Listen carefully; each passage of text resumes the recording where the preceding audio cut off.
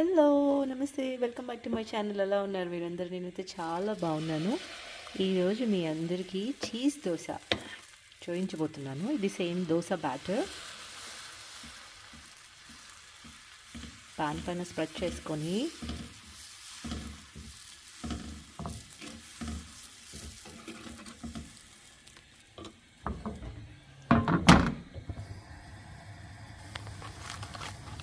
దోశ పొడి స్ప్రింకిల్ చేసుకోవాలి.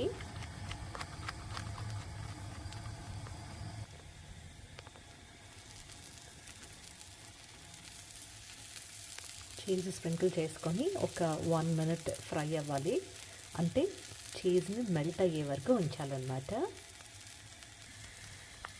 చీజ్ చక్కగా మెల్ట్ అయిపోయింది అండ్ దోశ కూడా రెడీ అయింది తినడానికి. ట్రై చేయండి, పిల్లలకి చాలా ఇష్టంగా